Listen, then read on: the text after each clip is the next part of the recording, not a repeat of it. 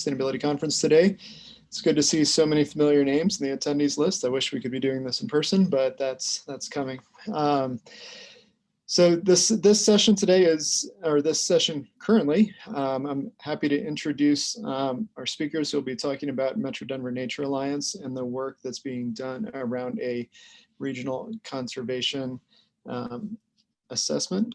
And I will just introduce Leander Lacey is currently the interim director of Metro Denver Nature Alliance and has a storied history and work in ecological consulting, environmental consulting, and Chris Hawkins is employed by the Nature Conservancy and has been doing work with Metro Denver Nature Alliance for a while and is leading the effort around this conservation assessment.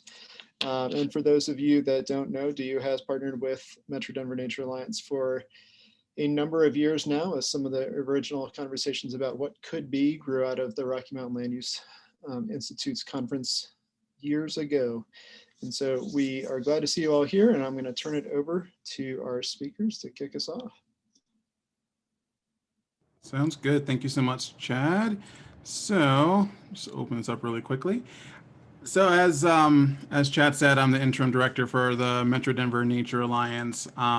I also daylight as a social scientist, and also I do environmental consulting with organizations who are looking for social science work, strategic planning work, and diversity, equity, inclusion, which are the skill sets I think that are really helpful in this particular position right now, in the junction of kind of where Metro Denver Nature Alliance is going. Chris, did you want to add anything else to your introduction?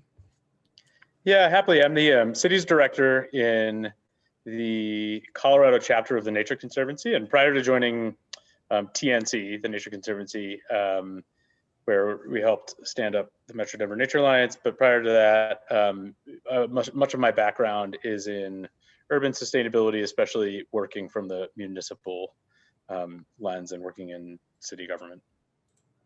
Awesome. So we want to thank everyone, first of all, for coming to let us give you some more information about the MetroDNA's work around regional vision for people and nature. Today, we're going to specifically kind of put an emphasis and focus on the nature side through the regional conservation assessment, but I'll just kind of walk you through kind of what we're doing overall, the overarching work. And then from there, we can talk about, Chris will take it back over and talk about the regional conservation assessment. So the Metro Denver Nature Alliance, first and foremost, is a collection of 50 plus organizations, governmental, academic, nonprofit, for-profit, private sector that have banded together under this idea that we really need to take a look at the Metro Denver area and determine how can we bring equitable conservation throughout the Metro Denver area. How do we bring in nature and people in a very equitable way that looks at not just corridors and wildlife, air quality, water quality, but also social issues? You know, how do we look at systemic racism, and how do we deal with diversity, equity, inclusion issues? How do we ensure that everyone has access to the amazing green spaces that Denver and Colorado in general has to offer? And so again, the idea is to really look at equitable access to nature and to promote healthy people, healthy communities, and of course, as part of that, healthy natural places as well. The issues that we're tackling here in the Metro Denver area are larger than any one person, any one organization. We're dealing with expanding development. We're looking at water and climate issues. We're looking at habitat loss, and through that, the loss of corridors for wildlife to move back and forward. And we're also talking about environmental justice issues where race and socioeconomic class has a direct correlation to whether or not you're going to have access to green space. And even with that being the case, if you do have green space, whether or not you're going to be pushed out of your own neighborhood just because green space exists and more people want access to it that have a higher quality of life or have a higher socioeconomic class and want access to that green space, which tends to push out other individuals. And yet, the reason that we do this work is that studies have shown over and over again the amazing benefits that nature has to people, and everyone should have access to those benefits. And as you can see from this slide, there's just so much that we can get from just being in nature, engaging with nature, learning through nature. And we want to make sure that everyone has an opportunity to reap those benefits, not just the wealthy, not just the privileged, not those that can afford it, but everyone within the Denver metro area or Metro Denver area. And so in order for us to really accomplish this, it's going to take a coming together of a lot of different sectors. This is not something that is just a conservation sectors are going to get together and fix this problem. You can see here in the middle, the coming together of nature conservation, historical preservation, ecosystem services, environmental justice and civil rights, sustainability, public health, and science. It's completely necessary, and we can no longer work in silos to really address the huge issues that we're trying to tackle and ensuring that everyone benefits from the rewards of doing this type of work. We all have a role to play in both a healthy community and also a healthy environment. So we want to take a look at not just Colorado when we speak about potential issues like connectivity and vulnerability of populations. We want to take a look at how this is playing out across the United States and how we in our little area can play a bigger role in ensuring that there's more connectivity for people in nature to, again, enjoy all the benefits that we are hoping to offer through what we have here in Colorado and in the Denver metro area. Everything scales up, and we want to know how we can play a part in the bigger narrative of ensuring healthy communities and healthy nature throughout the United States. And we want to make sure that we are in contact with all the amazing different regions besides the Denver metro area that are already doing fantastic work. So as best we can, we partner with other cities and regions throughout the United States that have started to do this type of work, and we want to learn from them so that we're not recreating the wheel every single time. And so we've been in partnership with a lot of different organizations and a lot of other regional landscape-based conservation groups that have really helped us to shape where we think we can go into the future, while at the same time, of course, being specific and unique to the Denver metro area. And lastly, I'll just say that, this is a problem that's going to continue to be at the forefront of something that we have to address. In 2018, we're talking about 3.5 million people, projection for 2050, 4.8 million. There's no question that this is an issue that is going to continue to ramp up and that we're going to have to address. And once again, it's bigger than any one organization, any one sector. It's going to take the coming together of a lot of diverse individuals and a lot of diverse organizations to really try to address this very critical issue. And this all, of course, leads to supporting a thriving region for people in nature. And this is where I'm going to stop here and let Chris take over. So I'm going to stop sharing for just a second, and I'm going to let Chris take over from here. I'll be sharing the exact same presentation here. So here you go, everybody. I'm assuming everybody can see this. I'm going to go to,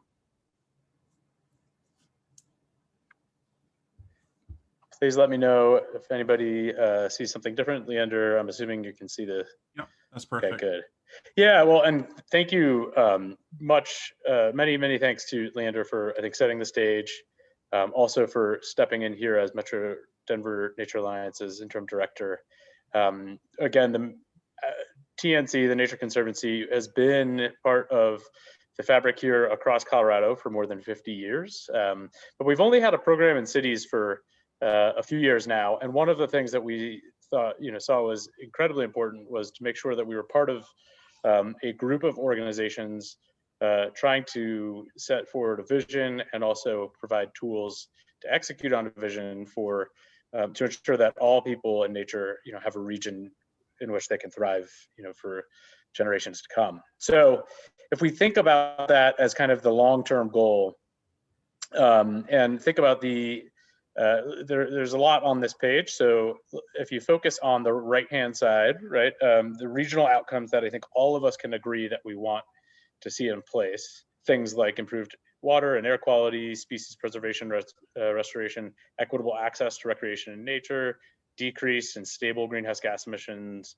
and even things like shrinking inequality gap, we probably aren't going to get there unless we start to build a regional vision for people and nature, right? Until we collectively, as a region, especially those in, who have the ability to make decisions and also influence, actors in the region, are on the same page, especially around issues related to environmental justice, equity, and others.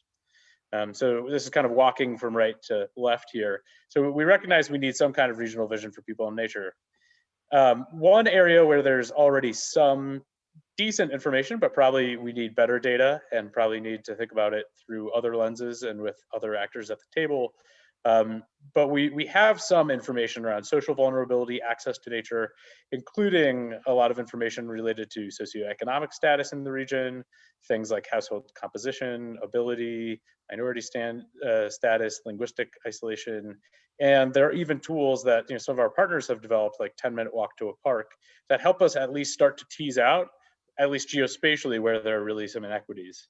What we realized is that, and the impetus behind this project is that we don't have, for the 7-county metro area, a collective understanding of high quality habitat for us to protect and connect regionally that can help ensure that ultimately we achieve some of our goals around equitable access to nature, creating opportunity for nature that inspires all of us to thrive in the region.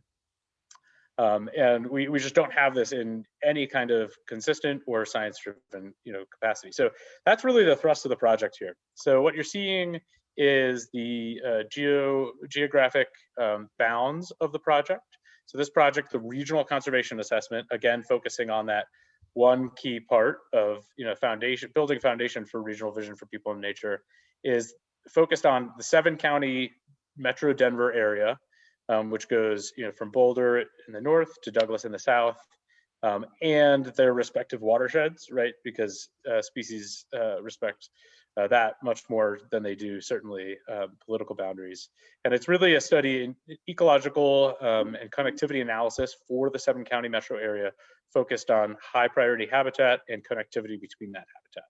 So what I'm going to share with you, here are a suite of images that kind of describe in somewhat of a beta format how we're approaching this project, and might give you a flavor of what some of the products are that'll come out of this. So again, doing this in partnership both with Metro Denver Nature Alliance and with a firm called Biohabitats, fantastic group of scientists, looking at the 7-county areas, and it's about a 6,200 square mile area.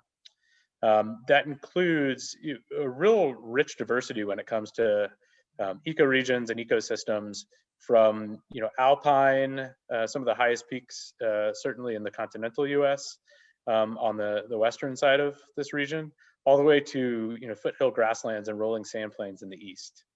So again, here's just a little bit of a different take on that kind of concept, but you see that we need to be thinking about connectivity, not just longitudinally, but also latitudinally as well, and also moving from an altitude perspective, from the plains up to the mountains and back and forth as well, for a range of different species that call this home either temporarily or permanently.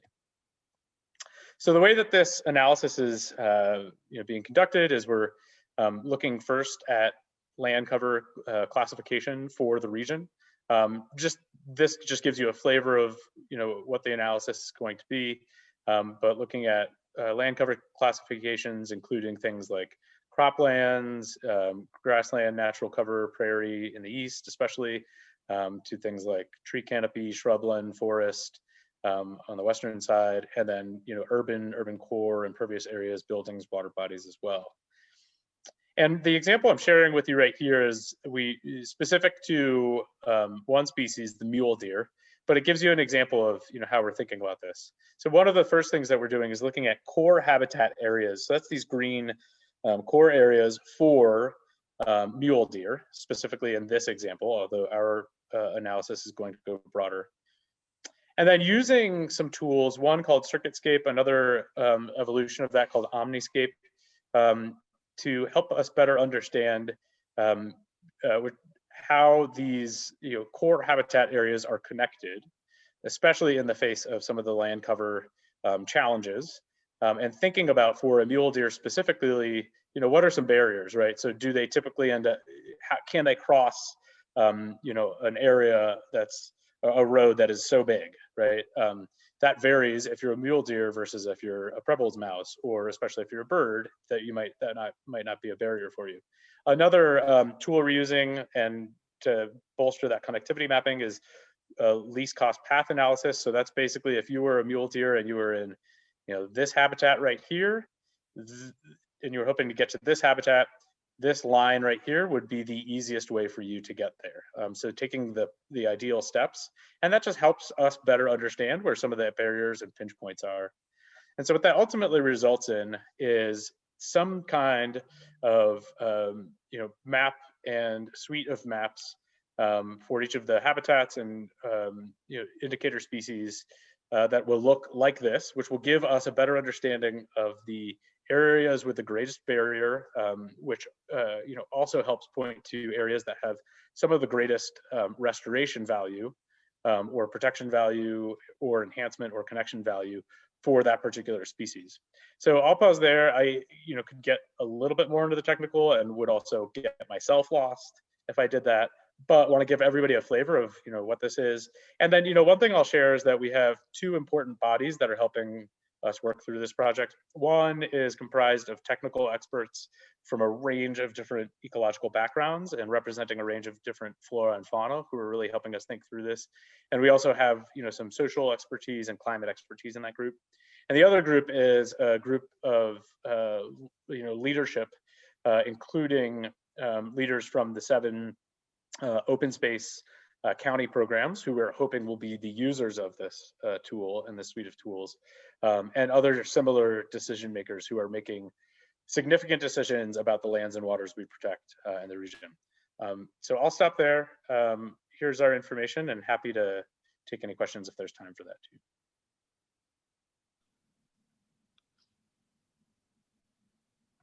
Yeah, thanks to you both for the great overview. And we do have some time for questions. So I'd encourage anyone that has questions to either post them in the Q&A or in the chat. Got definitely a couple minutes for that.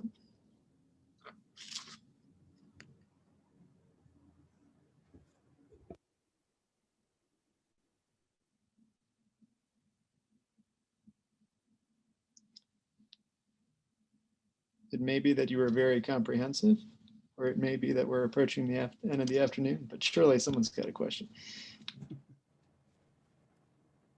It's fine if it's either. And I've never been, I always love the awkward pause. So I'm totally fine in this space. We can wait as long as necessary.